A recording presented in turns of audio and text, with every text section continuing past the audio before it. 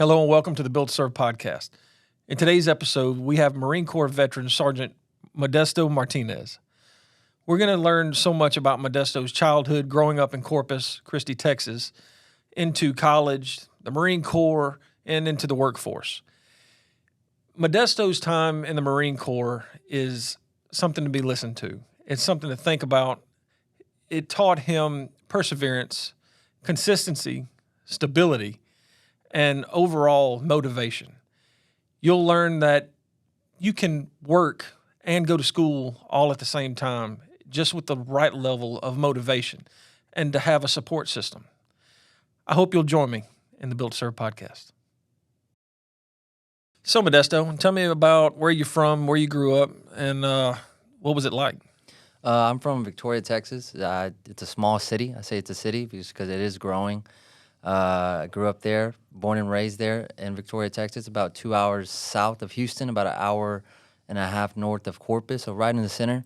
To me, I enjoyed living there just because I'm the center of everything. San Antonio is also 2 hours away. Austin's also 2 hours away, so everything is 2 hours away and it's around me. So I enjoyed living there. It's growing. We have two major high schools. One's called East, one's called West. I went to West. And so, but it's a small growing city. We have two major hospitals too, and everything you need in that city we have. And so, but growing up, I was blessed. I had a good childhood. My parents they've been married, and they took real good care of me. They tried their best, and they gave me what they didn't. And so, I can't thank them much more for that than just thank you. And so Right. definitely I had a good childhood. Awesome. Well, so growing up, and even if it is a big or a large city or town, and I can speak from experience, normally when there's something like an East and a West, doesn't that cause like a big rivalry in athletics and academics? It does. Actually, we had one major high school, which everyone went there for high school. It was the way we have it in Texas. It's a 6A high school.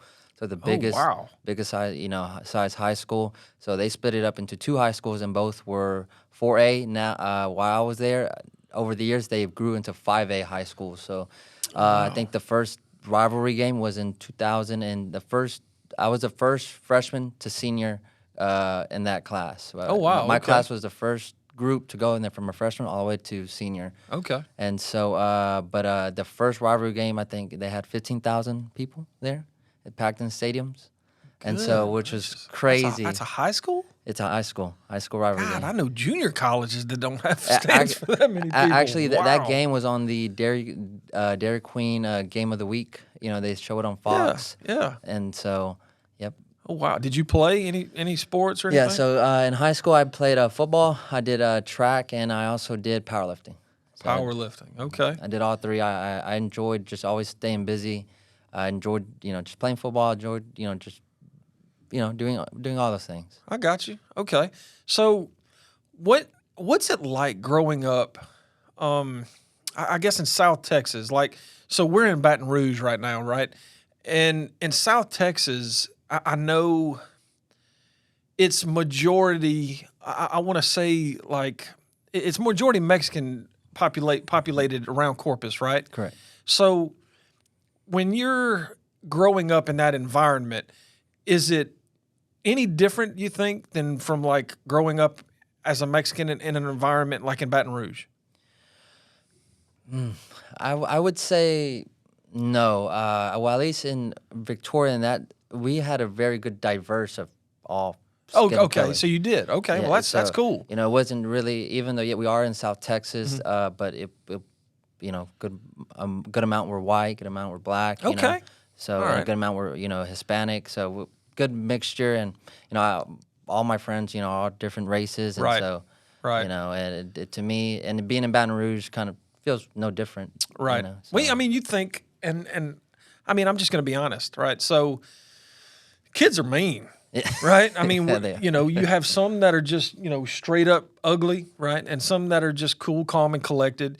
And from my experience, and I'm not taking away from you at all, I'm just trying to help you open up in a sense. it's hard in New Orleans and some areas, right, to go to school. It doesn't matter what color you are, what race you are, what sex you are, right? It's tough because again, kids are mean, right? And you didn't experience any of that in the Corpus area where you went to school. I would say, obviously, I think everywhere I think in America, in high school or in middle school even, Right. There's that phase of peer pressure, Right. Yep. of doing what's cool, Yep. even though it's not the right Yeah. thing to do. That's right. And there was definitely a lot of that. Okay. All right. the So peer yeah, I mean, pressure. it's common, right? It's everywhere. And so dealing with peer pressure, and then if you don't do that, then you get outcasted almost. You Right. get looked at a certain Right. way, and then yeah. And so there's definitely, I wouldn't say I experienced that a lot. One, because I was always kind of quiet.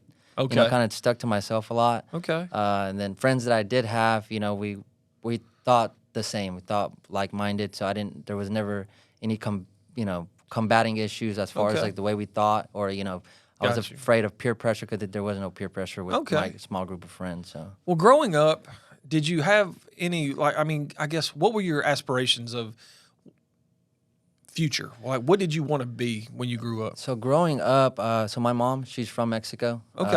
And so she came to the States, I think, in the 80s or early 90s. My dad, he is adopted. He doesn't know his parents or nothing like that. Wow. Him and my mom met, I think, in the 90s or 80s, somewhere around Okay. there. And so, but growing up, my mom, she's worked at a hospital as a housekeeper 20 plus years, and so she also owns her own business now. But Okay. but I've always just wanted to make them proud. That was it. I don't know what I was gonna do. I didn't really have a specific goal in mind, like a specific. I'm gonna be a doctor or lawyer. Right. I just knew whatever I'm gonna do, I want to make them proud. Okay. And especially my dad. Yeah, my dad's been an iron worker for the past, I think, since the 80s, since the early Okay. 90s. He's been an iron worker, and so I know he's always worked long hours, and Yeah. being in South Texas and just being on this side of the world, it's hot. It gets hot in the yeah. summer and cold in the winter, and being in those elements. I know he's also braved those conditions and Okay. and the way he worked, and my mom too, in that language barrier wherever she worked, or trying to get used to this culture, and Right. also just work for her family. It's tough. Are you an only child? No. Okay. So I have an older sister. I'm 28. I have an older sister. She's 30. We're 2 years apart. I have a 15-year-old, goes to a large jump, a 15-year-old little sister. And then I have a 7-year-old little brother. Wow. So big jumps in there. Right. My mom and dad's married, still are married, still together, so. That's that alone is saying something. And so- Marriages nowadays, I think we're probably on a national average. It's probably pretty low. So I get that. That's phenomenal, man. Well, congratulations to them and to you. You ought to be proud to be able to say that your parents are still together. Mine are not, right? And I just figured that was just the norm. You don't really talk to many people whose parents are still together. It's part of the culture nowadays, I guess. Definitely. And I was saying earlier, how kids are mean, right? And then you deal with peer pressure, and even as an adult, you still deal with those things, right? You forget that that's what you went through at a young age, but it still happens as we grow up, right? And we're affected by that even as adults. But so with your siblings, right? Would you say that you all got along fairly well growing up, or was there ever any competition of who was the best child or anything like that? There definitely wasn't. As far as for who I really grew up with my older sister. Obviously, got the big Right, age right. gap. So we were 2 years apart, obviously, and so she, as I was in middle school, she was in high school, and then as soon as I entered high school, she was in her last, few years, and so, but she's a lot different. We were completely different. In what way? different. In what way? I'm into sports. She's not. I was very active. She necessarily wasn't. She's a girl. I'm a boy. Right. I like boy things. She like girl Right, things. I got you. And so I wanted to play video games. She wanted to be on the phone, talk to her friends. Right. And so we were different. So there was really no competition because we Okay. were both in our own space and own lane, so to speak. And I got so So we had both had our own path. Okay. Did y'all ever hang out together, or I mean, was it just like y'all were loners and? We were definitely loners. We took care of each other when needed to be. If mom Right. was working or dad was working or they were both working, and it's just us. I would ask her to make me eggs growing up. Like, hey, can you make me some eggs? Or or Okay. can you as I didn't know how to use a microwave at a certain point. Hey, can you make me this soup, this ramen Okay. soup in the microwave? Because I didn't know how to make ramen, and Okay. so she would do that for me. And so there was times as we grew up, lying for each other a little bit. I get that. Just that stage. I and, get that. And so yeah. I understand. Yet you mentioned ramen noodles. So I grew up in New Orleans. Growing up, I always thought that ramen noodles were just made to eat out of the bag, like chips, like seriously. So my best friend growing up, DJ, we would literally just be watching TV or playing video games or whatever, and have ramen noodles straight out of the pack. You'd take the powder or whatever, sprinkle it on there, Like and seasoning. right? Yeah. It wasn't until after I'd gotten married, my wife actually explained to me. No, I can almost remember it. She made them, and I was like, "What is that?" And she was like, "This is ramen noodles." I was like, "What? You soggy ramen noodles, right? Made soaked like it. liquid spaghetti noodles." I'm like, "That's like soggy potato chips." Yep. That's what I was thinking. And she was like, "No, Michael, this is what you're supposed to do. Read the back of the pack." And then, sure enough, but I mean, even now, occasionally, I'll still pull them straight out of the pack, and some people's cultures are Yeah, different than others, right? And I right. mean, I just didn't know. My parents never ate them. So anyway,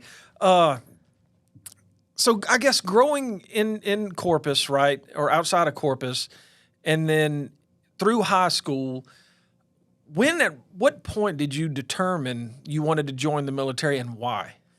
Funny story. I was, I think, so once football season's over, usually I think track starts right after, and so within the season. So usually getting ready for that, and then powerlifting is they sometimes kind of overlaps towards the end of track. Powerlifting starts, so usually I'm kind of doing both at a certain point, but only for a short few weeks. Sure. And so this senior year, I had no aspirations. The military was not on my radar. Marine Corps was not on my radar. That hadn't even come to my mind one bit. And this is already going into the spring of my senior year. So time is ticking. I'm about to graduate. And so I remember me and my friends, we even took our ACT and our SAT. And so my plan was to just work and go to college. Just work my way through college. And so the recruiter found me going through the hallway one day, and he said, In high school, as I'm walking the halls, going to my next class, he's like, "Hey, I can get you out of class if you want to come take this test for me." And I just, I don't want to go to class. Yeah, I'll take this test. It was the ASVAB. pre-ASVAB, And he's like, "Hey, you can, you should see if you can what you could really score on the real one. You did, fairly well. You did decent. Not that I blown it away or nothing like that, but let's see what you can do." And I was like, "Yeah, why not? Sure, why not?" And that started the snowball effects just started rolling. And so then we started talking about jobs, contracts, and stuff like that. And then as far as the physical aspect, I was already pretty in Fit, good right, shape, yeah. just being in football, track, and powerlifting. And so that was not even like a concern. But now, just okay, if this is what you want to do. And I was still 17 at the time. I didn't turn 18 till May. Okay. And that's right when I graduated, roughly around when we graduated. And so my parents had to sign a waiver. Okay. And it was just, all right, this is what I'm doing. This is, it kind of just blew the whole college thing out, and this is what I'm doing. Really? And so I didn't have to. Usually, when you do sign up, you're I forgot what do they call them? While you're in that phase when you're already sworn in, but you still have to graduate high school. And Is that no? That's not OSET. Me and another guy were talking about that the other day. I can't remember the name. It's when you go through like a part of it, and when you're 17 and no, in the Army you do something your junior year in high school. And then you go to something else your senior year. And but they also need to like check. that. You got to like come and check into the office once a month and do the physical Really? test. Or at least that's the way the Marine Corps did it. You have to check in with your recruiter once a month, and then that way he knows Oh, wow. you're still alive and you haven't gotten in trouble. Okay. And so you do have to do their physical fitness test once a month. That way they know you're still in good shape to go. Oh, wow. Okay. And so I didn't have to do that because he knew I was still in powerlifting and track towards the end of the year. So I didn't have, he would call me, like, hey, how are you doing? I was like, good, track is going well. Or So you took the pre-ASVAB, the guy that you were talking to talked you into taking the real one. Yep. You took the real one. When you took the real one, had you already made up your mind you're going to join the Marine Corps at some point during that?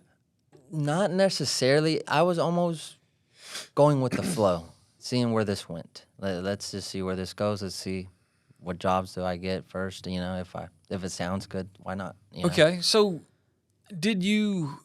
at what point did you really make up your mind? And why the Marine Corps? He is the only recruiter to stop me. Oh, okay. So All right. it wasn't like I said, I wasn't not searching into the military. It was not on my radar. It wasn't like I just went straight to the Marine Corps. He happened to just be the person who found me. Wow. And so, and that's what I just went with. Stuck with him. And he was a really nice guy too. Oh, wow. And so, I was Yeah, a right. nice guy. That's odd, right? Yeah, they definitely pick out the easygoing, nice Marines, right, to go around and do all the marketing for the Marine Corps, because as we know, the Marines aren't the friendliest branch of the military. But yeah, And so, it wasn't like I just decided to go with him. It's just he was like my mentor, coaching me. Wow. Hey, you're gonna go take this ASVAB. You're gonna go to MEPS. Go through the whole process, and then once after that, I took the ASVAB, and we came back, talked about the score, what jobs, and selected a certain job. Okay, and then you're able to select, like, if that job's not available, you can then fall back on this job or this job. What were your The first job was engineering, or like combat engineering is what we call it. Okay. And then the second job, if that wasn't available when I were to ship out, the next one I think was it has to do with like a mechanic, aviation mechanics. It was just fixing up helicopters or airplanes. Right. I assume that's what that would be. I forgot what the third option was, and then so once I got back, we talked about it, and he's like, okay, this. Here's the paperwork for your parents to sign if you are wanting to do this. Okay. And then, I showed it to my parents, and then I almost just gave it to them, and I didn't really explain anything to them either. Oh, so they weren't aware. No, they really weren't aware. They were almost, and they didn't take it serious because they just thought I was just entertaining the idea. Right. And which I thought I was too. Yeah, right? You're experimenting. You just want to see what this is all about. Yeah, and I gave them the paperwork, and then I remember I came home that day. I just gave them the paperwork and explained just a little bit. Hey, MEPS went good, or this place went good. Just took a test, this, and that. And so I was like, hey, this is, I think it wasn't even that many paperwork. It was only a few forms that they had to sign. Right. Yeah. A waiver. And then that was that. And they had signed it. I remember my mom said, all right, just give it back to him in the morning. And I still thought nothing of it. I still didn't think like, okay, I'm going this. Not that I wasn't taking it serious, but it was just an idea, right, and so to speak. And so I gave it to the recruiter, and that was it.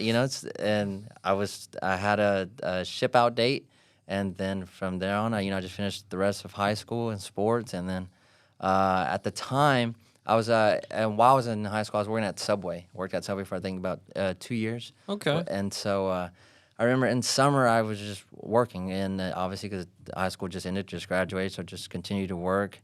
And then I had completely almost forgot I was gonna ship out. I had completely just forgot about it. I remember I showed up to work, I think late at night, like 9-10 p.m. And we have a bench outside, and my mom was sitting out there. She was just on the phone. I went to sit down, cause I just pulled in, and so I seen that she was there, so I just walked over, sat there at the table with her. She's like, are you, she asked me, she's like, how was work? It was good. She's like, you getting ready? You getting ready to excited ship out? Or like, to take off? I was like, what are you talking about? Take off? Like, what are you talking about? And she's like, the Marines, you leave in a week, within less than 2 weeks. I was like, oh snap! Like, grabbed my head, like, oh my God, like I actually am leaving. I hadn't put 2 weeks notice, right. Like, just completely forgot about it. And then that week and a half, or came up, and then that was it. Wow. Said goodbye, and that was it. Took off On on to that boot plane. camp. Yeah. Wow. So where'd you do your boot camp at? I said I did basic training in Camp MCRD San Diego, Okay. and so right there on the coast of California, and so but yeah, it was definitely that was a different world in its own that I was stepping into because I was not used to anything Right. of that training or anything like that. So and then that just like I said, it was just to me it was a different world. Gotcha. And just the way the Marines they run their basic training program, Right. so to speak. So and that I guess what blew me away was not only how you became a Marine, and just everything that went into it, but just the rigorous and the training that you get and just Right. everything you do go through, and so that definitely changed me and from that point on, and it was definitely a crazy experience. I to got me. you. So your mindset from going through life as cake, right? I mean, you basically said there was nothing significant that happened during your childhood, right? Up until the time you decided to join the military, or especially the Marine Corps. I mean, when you're entered into that world, what is your mindset, right? Because, and the reason I ask this is everyone has this feeling. Everyone has this, or everyone who's been in the military and has this opportunity to where you're at basic training or boot camp and you're being bussed, right? When you get off this bus, all these drill sergeants or these drill instructors, they just swarm you, right? There was a name for it way back when called the shark attack, right? Where they're just coming at you and they're barking. And what was your mindset, I guess, during all that? At any time did you think, oh God, this is not what I signed up for? What was your mindset? Well, I would say this a significant mindset that I did have right before I shipped out. When my mom reminded me like, "Hey, you're taking off in a week or so," my mindset was like, okay, like it was always, this is what I said I was gonna do. I'm gonna follow through with it. That's right. There's no backing out. Even though I was kind of like shocked, like, oh crap, I do leave in a week. But Right. I still had that mindset. I already said I was gonna do it. Paperwork signed. I'm going. Like there was no changing that. And even when you get on that plane and you're wherever you're going to, and you still have those feelings like, man, you do have that thought like, there's always I could turn back around right now, Right. but Yeah. but I can't. I already said I was gonna do it. I'm doing it. And so when that moment came when we showed up to the airport, and there's we walk out the airport, they tell us to go to the MCO or MSO, and so and then from there that they would direct us when I guess our drill sergeant or whoever was going to pick us up. And so we walked out the airport and we just happened just to look around. I've never been to, and neither have my peers that we flew out, to MCRD. No one has ever been to California. No one has ever been to MCRD. No one hasn't been to that airport, so to speak. Where's the MSO anyways? And so we walked out the airport and we're looking around like for the MSO, and then we looked left and far off into the distance. You see a drill instructor with his arms crossed. There's already a group of of guys just standing in formation, and that's where you're supposed to go. Yeah. So we started walking that way, and then and this is barely landing, like at 11 p.m., 10 p.m. We looked, see him. We start walking that way, and he's yelled, "Run!" There ain't no walking to me. Yeah. You're Right. running. Yeah. You run. You run. And so that set the tone off the bat. Okay, this is it. This is it. And so getting on they that, just pour you right into boiling hot water, right? Yeah. I mean, there's no transition. there's no warm up. There is no. There's no, Right. I get it. I understand. There's no prepping you up for it. No, it's just And so like I said, we're walking with our paperwork, and then he just yelled run. And so we get information. And then shortly after that, he counted everyone off. I guess he has a count of who's supposed to land, and as far as number-wise, head number. And so we got on the bus. Your head had to be facing down. Sure. You couldn't be looking around. You buried in your duffel bag, right? Yeah. Yep. And so and then we showed up. We showed up on MTRD. Told everyone to get up. Lights turned on. And get off the bus. He's yelling. And so we got on those yellow footprints as far as the Marine Corps. Yep. The way we have it, we have yellow footprints. And so stood in formation for a couple minutes in silence. and then you start seeing, the movement around. Drill instructors are coming out. Yeah. And they're kind of already prepared for you, and they're prepping on the back end of what they need to do. Right. As far as get you processed in. Yeah. And Isn't there a phone call that you get right before you? And I think there's like a drill instructor standing right there as you're about to make your phone call, right, to supervise it or something. I've seen videos of it. I mean, they're screaming at you while you're on the phone. It's like, hurry up, private, or you maggot, whatever they call you. And you're like, Mama, I'm home. It couldn't even be. So definitely, I remember when you first step into those doors, when you get off those yellow footprints, they're stripping everything away. Any documents you come with, which you're supposed to go there with orders, your ID, Social Security, you go, with the bare minimum. Your wallet and that's it. And so, but they're stripping everything away. They and so then they're giving you a sea bag and with the uniforms already in there, right? And just that they're standard of clothing and stuff like that. And then I think right after that is when you get your phone call, and so it's already a hectic. It's already starting off hectic, and mind you, it's already 11 p.m. It's it's midnight. It's late, and you're going through this processing, right? And so you get that phone call, and it's just letting. It's almost like you want to say, "Come pick me up." Yeah, please. right. Yeah, but just hey, Mom, I made it. I remember, I just had that my poker face, Mom. I made it home safe, or I made it home safe. Made it to California safe, Love you, bye. And that was it. It was short, really, right. 5 seconds. One, I figured you could have had just a tad bit longer conversation if you really wanted to, But I just wanted to do it quick so that way she wouldn't hear the craziness going on in the background. And because I can remember even in the Army, it's the same scenario. It's not something I care to reminisce about, but I completely understand and the emotion that goes along with that, and then jumping off into, boot camp, it's tough. Yeah, well, from there they explained to us we're no longer speaking I. It's all in third person. You would say this recruit, Really? Yes, it's all you don't say I. You don't say I, can I please go to the restroom? No.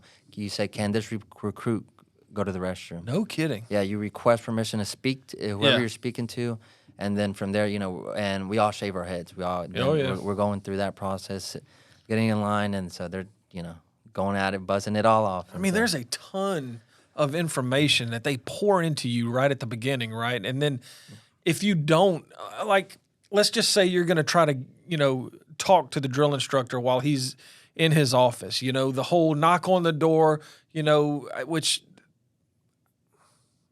Do you call yourself cadet or recruit? Recruit. All right, so recruit so-and-so requesting permission to speak or enter or whatever. In the Army, we do the same thing. Private, we called ourselves by rank. Private so-and-so requesting permission to do whatever. I mean, you have to be taught all this information, right? And I mean, they're literally pouring it on because there's so much more information that they have to pour onto you throughout the next several weeks to turn you into a Marine. Was that tough, I guess, absorbing all of that? I mean, it's kind of like a massive overload of information. It was, but the fear that like I said, they set the tone. They were setting the tone. And the fear that everyone's afraid. No one's there is not afraid. Like, right. These are guys that, the toughest guy, in our minds, the toughest guys on the planet, and they're turning us into Marines. So, sure. There's a level of fear that they're instilling as they're yelling at us and everything. And so that fear of, if you don't say the right thing off the bat, like they told us we're speaking in third person, I'm making sure I'm speaking in third person. Roger that, yeah. And they're saying you're not walking anywhere, you're running everywhere you go. I'm making sure I'm running. Oh, okay. And so it's easy to remember, basically. Yeah, because of the fear. Right. And okay. Because the fear of making the mistake, because what you don't want to do is make a mistake. I get it. And so I get it. So tell me about this myth of Marines being brainwashed. Does that happen through boot camp or does it even happen at all? I think it could be very subjective to each person, but I think a majority, we all get a taste of it, somewhere along the way. And for me, I would say you almost forget who you were before you joined because, like I said, they strip everything away from you. They strip your clothes, strip your hair. You're talking in third person. You just fall headfirst into this different world. And I remember this one time I was standing in formation. I think we're about 2 months into our basic training. Our basic training is 13 weeks long, and so roughly around 3 months. And so I'm standing in formation, and I remember names started coming to my mind. The name of my friends from back home were coming to my mind, but I almost didn't remember them. It was I have a good friend named John. His name came to my mind, and I was like, John. I was like, John. I was like, John. Oh crap, John from Victoria. And then like from back home, Victoria, I was like, Victoria, Texas. I was like, oh crap. And then, the rest of my family, my friends, their names started like Liz and, my older sister Steph. I was like, oh my God. Because I had completely forgot about them.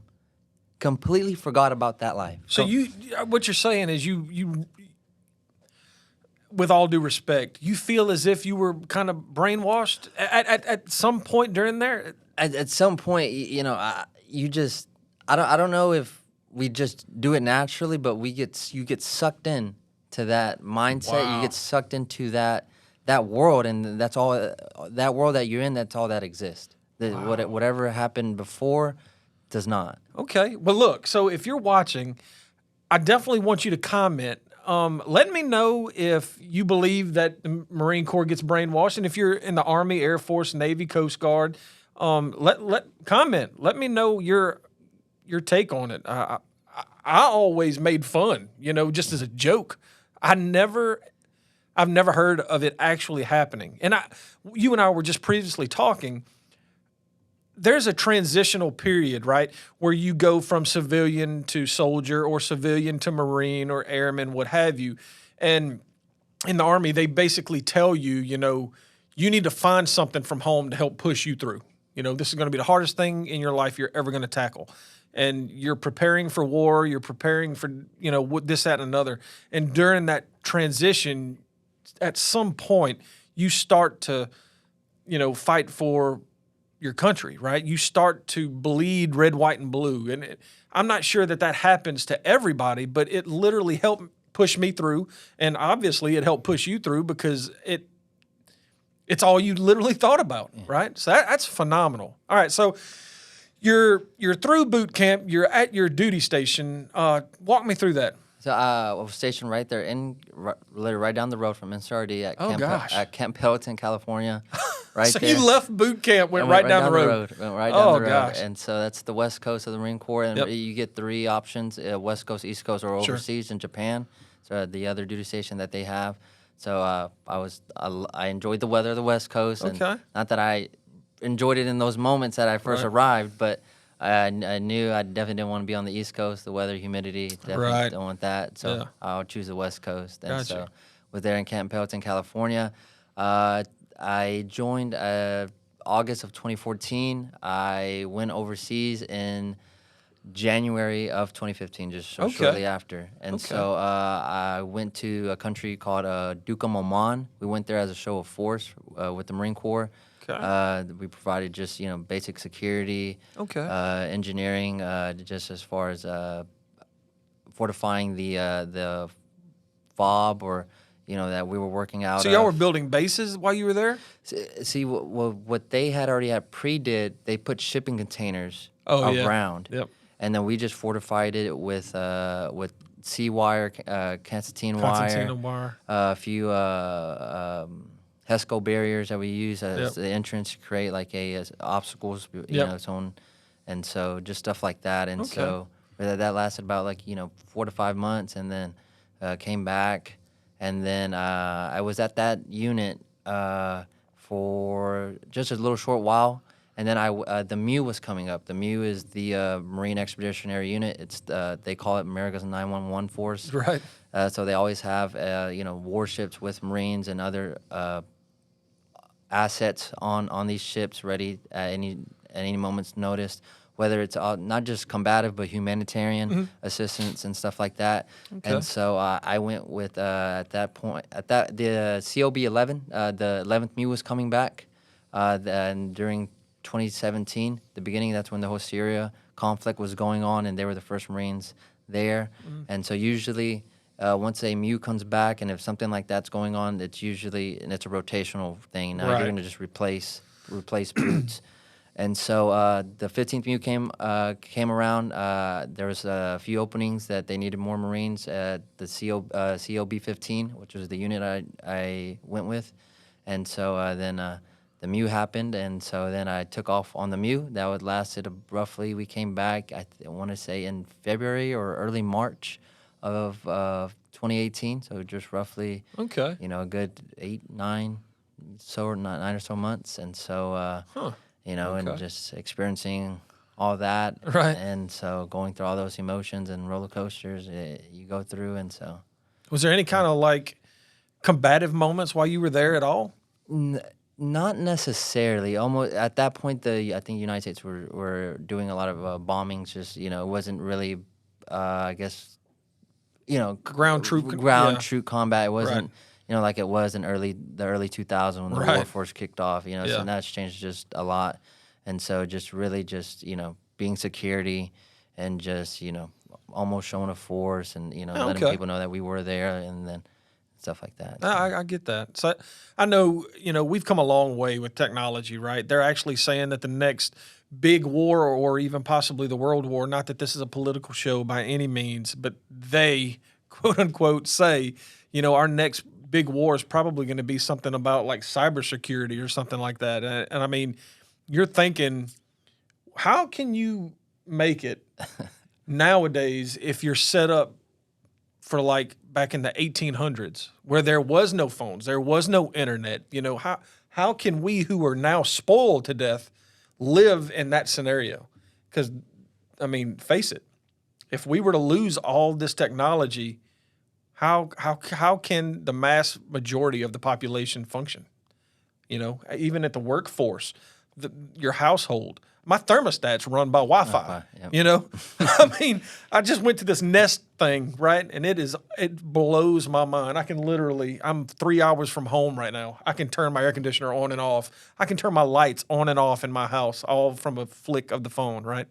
But anyway, that's here nor there. We might have a discussion about that later. But you brought some photos. I'd like to pull those photos up. John, hit it. All right, so let's go through these photos. Tell me all about this little fella. So that's my 6-year-old. He's an American bully / I think he has some pit bull in him. His name's Kane, and that's just my pride and joy. That's my world. That's who, I don't have no kids. I don't, and so that's my world. That's your best friend. I love my parents, and I love my immediate family to death. But he comes above. He's above all of them. Really? 100%. Wow. I love him to death, and I wish I could take him everywhere I go, but just can't work and stuff like that. So, right. but he is just my pride and joy. He is my world. He is, when I go home, from work or anything like that, I don't. Even when friends invite me out, I tell them no because he's waited for me, the amount of time that I've left, and Right. and so how can I go home for 2-3 days of the weekend and not be with them all those 2-3 days when he's waited? Wow. And he does have he stays with my parents as I'm away working, and so they tell me he gets depressed. He goes Right. he goes into the restroom, my restroom, and he just stays there. There's no bed there. His bed's in my room, but he doesn't. He just goes in the restroom and just stays there, and no one can move him because he'll bite you, he'll bark. He just Really? will not let you get him. Wow. Up until when I get home is when he officially comes out. He probably cuts loose. Yeah, he'll run through the wall, and so He's beautiful. But he's my pride and joy. I take very good care of him, and I take pride in taking good care of him. And man, I can't imagine my life without him. All right, next photo. And that's like I Oh, said. so is that your lunch? No, that's his lunch. I feed him very well. I feed him. What? I treat him just like if he was a person, just like if he was my son, a physical son, even though I don't have any kids, but I treat him just as if he was my own. And so I feed him very well. Broccoli's really good for God, them. that dog eats better than I do. He eats steak. That's pumpkin on the side, good for digestion. Right. And I mix it all up with vitamins that he needs, and he loves it. He goes to That's town on it. awesome, man. And so anytime I make myself food, whether it's like grilled chicken, I always cut him, some slices, some pieces. He has his own plate. That's awesome. sure. That's kind of funny. It's a Marine with a bulldog, right? And same thing. See, like broccoli and raw ground beef and chicken foot. That's in there. Wow. And so He's beautiful. He is a beautiful dog. I brush him every night. I brush him. Is that what they call blue? Is he blue? Yes, I would say so. Yeah, Okay. like a gray blue is what they Okay. call him. And then that's just him asleep, just knocked out on my face. And even in that moment, I did not move because I didn't want to wake him. Oh, And so I just laid there until he wanted to get up. that's sweet. That is sweet. Uh-oh, who's this guy? And so that's me. That's 19-year-old me. I think I was on a machine gunner's course right there, and that is a M240 on my back right there. And so that was during a machine gunner's course that we had there on Camp Pendleton. And so we had a hike to that firing range. We had a hike like 3 miles with those weapons. Not only did we have 240s, we also had 50 cals that were broken up. And I was lucky because they gave me that one. They gave me the 240. And obviously, even if you're carrying the 50 cal barrels or just the body of the 50 cal, which is a heavy of a beast. Right. I felt bad for those other guys that had to do that. The 240, it shoots 7.62, right? Yep, correct. Belt fed. Right. And the saw, did y'all have saws as well? We do, but the Marine Corps was they were transitioning out of that. They were getting rid of that saw for I don't know what reasons. It was always that's the best suppressive weapon. and suppressive fire. I assume some special units still use it. Right. But as far as like they from when the war first kicked off and we had a lot of saws 249s, I know they were transitioning out of it. Okay. All right. That's me on I think we had night ops. I was running with a Prick 152 is what that radio's called. Okay. Dinosaur radio. Yeah. And so just running security and just just always keeping in touch with my RO range officer because we were also I think we were doing night ranges as well. Okay. And so where's this at? that's on Camp Pendleton as well. Okay. Yeah. So most of our training we did all on Camp Pendleton. Okay. That was me during the MEU. It's always from we're on warship, so it's always from ship to shore operations, and so that's I think in this picture we were on a small boat vessel going to the ship, and we had to have a life jacket on. What kind of ship were you going to? So they had a carrier. I was on the God dang it. We had the USS San Diego was one. The USS, I couldn't remember the carrier ship.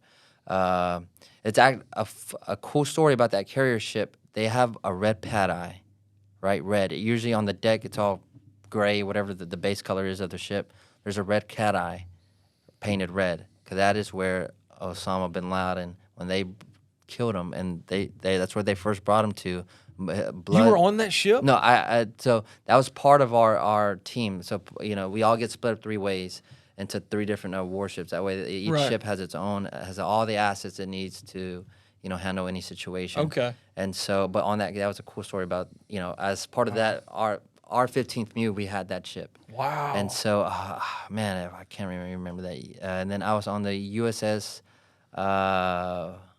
Pacific. I think it's what it was called. Okay. And so Pacific Coast, it's so beautiful, especially out there, right? I mean, that is so beautiful. Which I know you're not worried about the scenery though. at that point. Yeah. The water's cold, you say? Yeah, water's super cold year round. Yeah, no matter if you're in the summertime, that water is 60 degrees, 50 degrees, whatever it is. It is super cold. And so I got it. That's on the beach. There, I think during some day operations as we were preparing to go on the MEU, and I think they had our combat camera guy, taking photos for the Marine Corps page, going because we're getting ready. These operations are happening, and so we're here taking pictures. That's a really good photo, man. I appreciate it. Probably post that on my resume. There you go. Yeah, look at this Marine. All right, well. You get out of the Marine Corps, right, and then you go into the civilian workforce. What was that like? And then go into your work career. That was tough to me. I believe, even though I was blessed throughout the Marine Corps because I had a very good support system from back home. I had a very good team of my friends from back home and my family. Mom was always sending care packages, so I never really struggled in that part, of having a good support system from back home. A good connection. And so even transitioning out, it was very culture shocking because even though it's short 4 years, you know, or however many years you serve, you're in a vacuum the whole time. You're Right. in, you know, everyone's polite. Everyone's saying the proper greeting of the day, no matter where you Right. go, who you go to, how are you doing. You know, it's always, you know, proper etiquette. Yep. And so when you come out, you know, it was definitely a shock. And because not that America's rude, but Right. everyone's just rude. Right. There's no, you know, sometimes you may go to a restaurant, you open the door for someone, but when you leave, let's just say someone's in front of you and they don't hold the door open for you, and you know, just you know, it was definitely and just the way people spoke and just you know, just You forgot how to be a civilian Yeah, again. I forgot. Right. I forgot. It was just That transition is difficult, even for a lot. So we definitely understand. Then you're dealing with that. You're dealing with trying to go back to work. What was that like, trying to go back to work? One thing about me that I struggled with, I was very robotic coming out, very emotionless. I wasn't, you know, I didn't have any humor. I didn't have, if you wanted to talk to me, I would just keep it straight. If you could say the funniest joke, I would have the straight poker face. Well, couldn't even crack a smile. I was very almost workaholic mindset, you know. And so up until just over time, understanding the reality, understanding, you know, I'm back in the civilian world. You know, I could let loose. I could be me. Whatever. Right. I don't know who me is, but I could be me. Right. And so transitioning into the workforce, as I got out, my dad, like I said, he was an iron worker, and so he helped me get my first plant job or first as a pipe fitter helper. And so being in that, I enjoyed that. I enjoyed it because it was almost, the structure is almost just like the military. It's almost just like the Marine Corps. You know, you have your foreman almost as your sergeant, and you have a GF, you know, who's probably our gunnery sergeant, and so on and so forth. Right. And so it was very similar, which I like. And everyone in this industrial construction, everyone comes from all over the place to work at these sites. You know, from Alabama, Louisiana, Texas, Pennsylvania. They come from everywhere. Yeah. Same thing with Marine Corps. We all came from different that's states, different backgrounds, and we all come here to do a job. You know, and so that's what I enjoyed the most, and that kind of helped in transitioning to work because I enjoyed it. And so as I was doing it, once I got out, I started going to college as well. Oh, wow. So in between, I was using my GI Bill to go to college. And so in between semesters, I wouldn't take any summer classes because they were just too fast-paced for me. You know, trying to cram, 16 weeks worth of information into 4 weeks. You know, I couldn't. There's no way my brain could function that quick. Wow. And so in the summer, I would go work at any new construction projects, shutdowns that were available.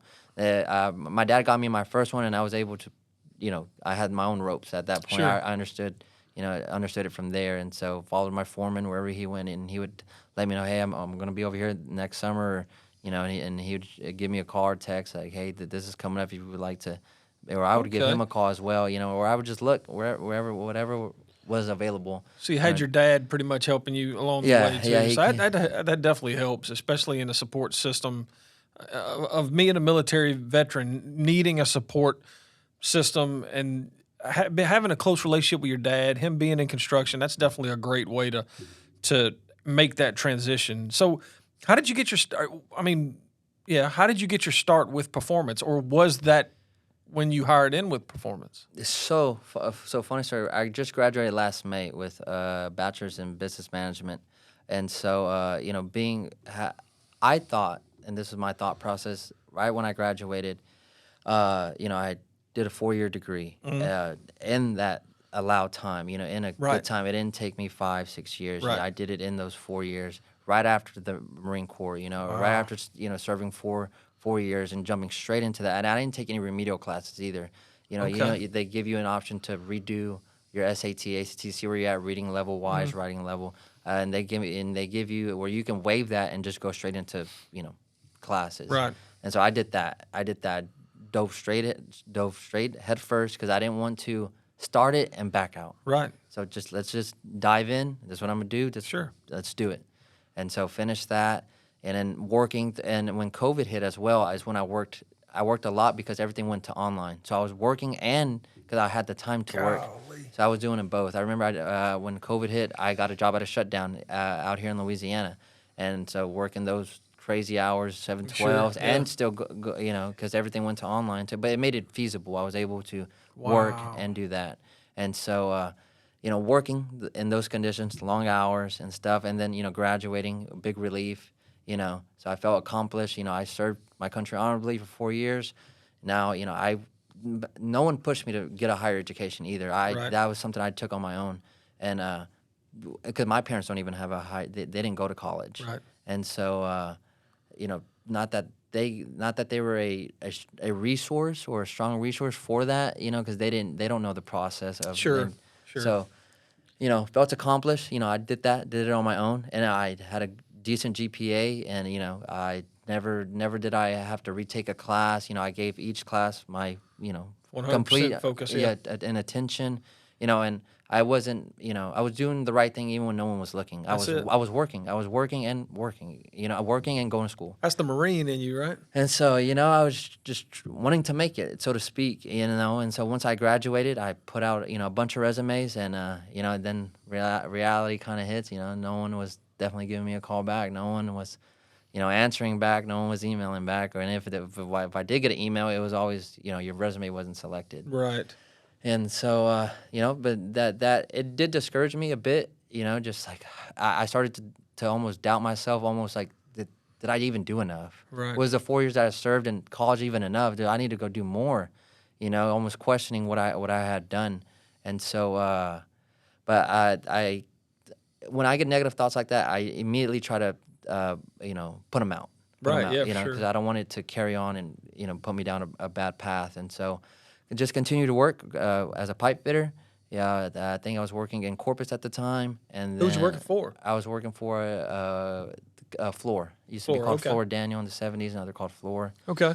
And so that project ended. Then I went on with Clark Industries at that time we're working with Lyndale. I was a structural and grading inspector. And then from there, my dad, he was with Performance. He was a foreman at the Port Island Module Yard. And so he was like, hey, you know, we're ramping up 7/12s, you know, straight, you know, good money though. Yeah, you know, well, yeah. you're thinking about the hours. Right. Hey, there's a good hours, you know, the job's good too. It's great. These are modules. Have you ever done a module? I was like, no, I never been in a module yard. He's like, hey man, it's just, you know, pretty, you know, a pipe fitter's dream, pipe fitter and ironworker's dream, these modules. Yeah. And so I was like, okay, yeah, let's do it. I put my name in, and so, you know, and so boom, he got me hired on. And then once I got here I did my hiring process here at the Baton Rouge headquarters here at the office. And I've done this before, where when I go hire on, even after I graduated, I always give a physical resume Sure. to anyone, just to say, I always say, hey, That's beneficial. hey, if there's a position you think I could fulfill or I fit, you know, please don't hesitate to reach out. Right. You know, and so I did that here, and so went up the flagpole. Someone read it, you know, and Garrett Ford gave me a call back within the next week or two, you know, talking about a you know, potential interview, and he would like to, you know, get to know me more, and so, and then boom, and here I am now. Now you're here. A little more information. So Modesto came from the field. You came in, you hired in with Performance. We found out you had a degree, right? And you served in the military.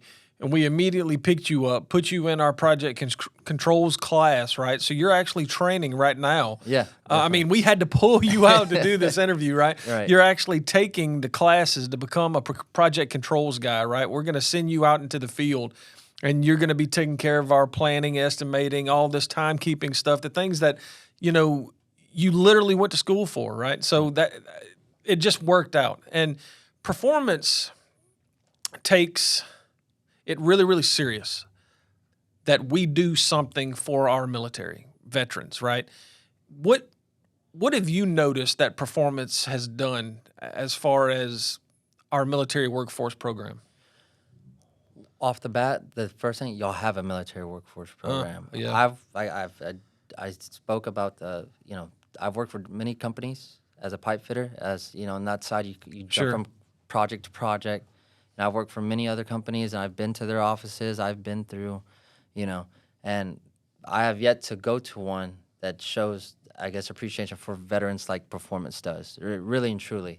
even from basic just parking for veterans and even just having the veterans program that you guys have, that I have yet to see another company that has that, because I've gone to these places and done the hiring, and there's nothing for that. So, and just and having this podcast, I don't even see I don't see a construction company having a veteran podcast, and so I think it's pretty cool, and it excites me, warms That's me, awesome. makes me feel like I'm in a good place. This place has something special. If they put this importance on on people who have served, this has to be a good place. Well, that's awesome, man. We're definitely very appreciative, and I know our owner, president, CEO, all of our executive team, all the way down to our managers in the field are thankful for the sacrifices that we, gave for our country, right? And some even who gave the ultimate sacrifice, and we remember them every Memorial Day, right? We do things throughout the year to give thanks and to give back, right? And doing this podcast is just one of those ways. And with that being said, Modesto, I want to thank you for coming out. I want to thank you for sharing your story. It's been an honor and a pleasure to hear, the life story of Modesto Martinez. So again, I want to thank you. I want to thank you. Thank you for having me. I can't, thank Garrett first off, for giving me the opportunity to even join the company. Like I said, when in a time where no one picked me up, no one reached back out, he's seen me, gave me an opportunity, and I'm here, and I'm excited to show the company, my skill set and what I have to offer not only as a person, as an employee, but just as a friend as well, and be that Swiss Army knife for this company and able to do it all. So awesome. Well, again, thank you, brother. I really appreciate you. Yes, sir. Thank you so much. All right, buddy. Thank you for listening to this episode with Modesto Martinez. As we've learned a lot about his history and dedication, to his family and his dog, his friends, the people around him that he's formed a great support system with, and even here with performance. In this episode, we actually talked a little bit about, Marine Corps boot camp and how we transition into Marines, or even in the Army, how we transition into soldiers.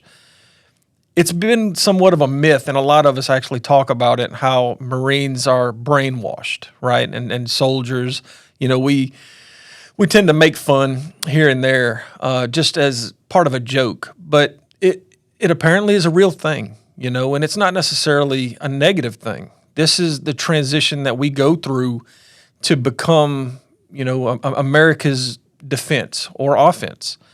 I've learned quite a bit from Modesto, and I've truly been inspired by his amount of dedication. I look forward to the great things that are destined for him and with performance. So again, I want to thank you for tuning in, and this is Mike Favre signing off.